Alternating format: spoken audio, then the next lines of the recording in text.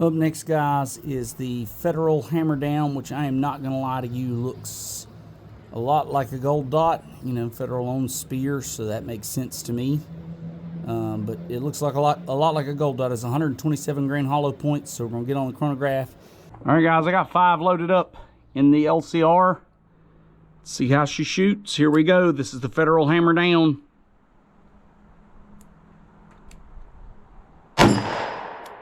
That is 1105.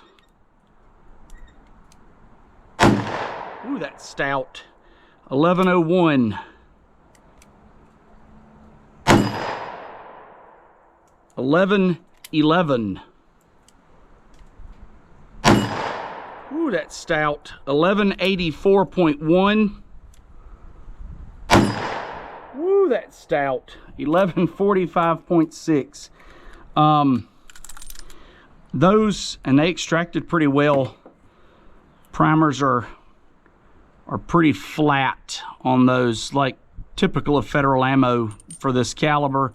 You can actually see there's a line here where they've swollen really high pressure rounds. Anyway, not for the faint of heart. That stings a little.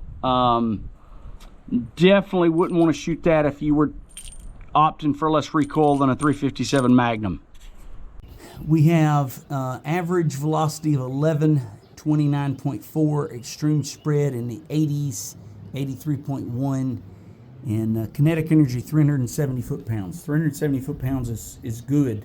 It's a lot of energy, considerably more than the Hornady that we tested previous to this. So if you look at these rounds, here's an example. Can you see where this case has expanded everywhere except the rim and the web? So there's a line there. You can see there's a pressure sign in that case. The primers are exceptionally flat. If you pop this out with a punch, you'll find it has square corners, not rounded corners. That is a sign of overpressure, and that's factory ammunition, y'all. So anyway, if those were my hand loads, I'd back off on them a little bit, but those are factory rounds.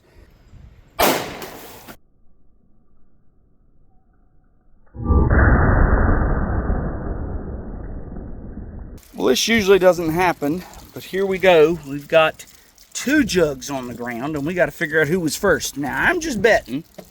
Let's set that up there. Let's set that up there.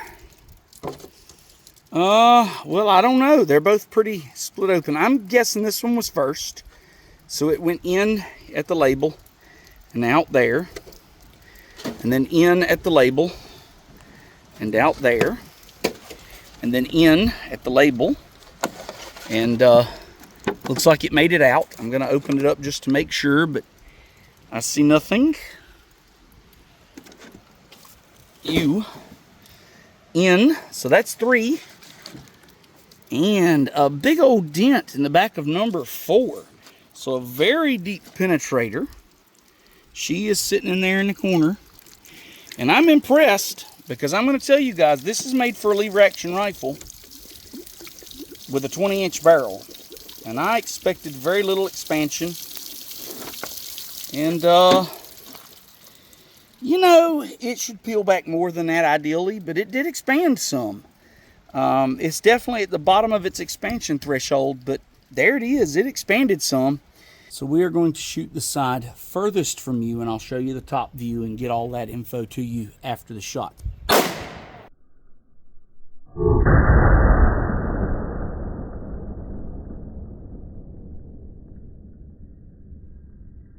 So as I found it, the gel block's a little askew. I'm going to straighten it up. Put our ruler in place here. I'm actually going to just plop it on top so we can see better. So here is our ruler up here ready to go. And if we look, our bullet is here. So we are what? We're at about the 15-inch mark, give or take. We're at about the 15-inch mark.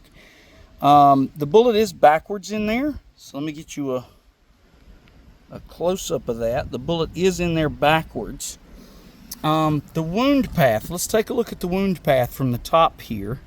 So your wound path is here, and it's definitely you know, a lot of upset, a lot of tearing, a lot of stuff going on there till the bullet stops. Let me dig that out and take a look at it and compare it to the water jug test.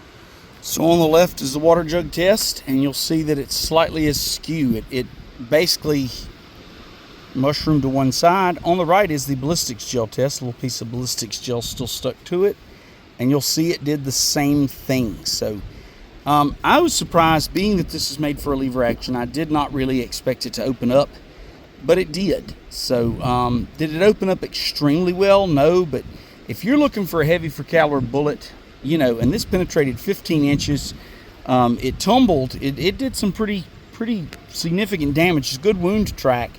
I was really surprised how well this did from that little snub nose, but I will tell you the recoil is pretty serious. So if you're looking at the 327 to try and get a little less recoil than the 357 with the same results, this is not the bullet, because it is like shooting 357 Magnum. It is stout, but the results are fantastic, I think, and I can imagine out of a lever action this would mushroom even more and get a wider diameter and give a better wound track. So definitely an option if you're shooting a longer gun. So anyway, let's shoot this through the hard barrier test and see what it does. 1 inch thick treated pine decking board. So we hit here. All right, so pull that out, in and out as expected. Board number 2, in and out as expected. Board number 3, in and out as expected. Board number 4, in and out and split. So in and out and split. So split board number 4 and hit, wow, whoo, board number 5. I'm gonna need both hands. So board number 5 through 4 into the 5th, and I mean buried in it, and split it, by the way, split the board, buried in it. And I bet, ooh, that's still a little warm. Let me see if I can dig that out. So in order, you've got water jug test, you've got ballistics gel test, and then you've got the pine board test. And you can see this thing tried to open up. Didn't necessarily do the best job, but it tried to open up. And again, that's some petals sheared off.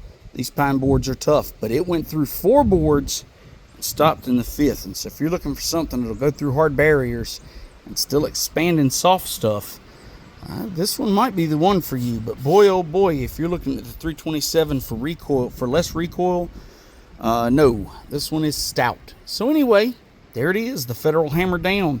Pleasantly surprised. I expected this to do much worse because it is made for a lever action. But if you carry a lever action and you carry a 327 sidearm, especially, remember mine is a 1 7/8 inch barrel. So if you carry a 4-inch barrel 327 with a lever action, this very well could be the round for you. So anyway, hope you enjoyed it, guys. Please like and subscribe. Thanks for watching.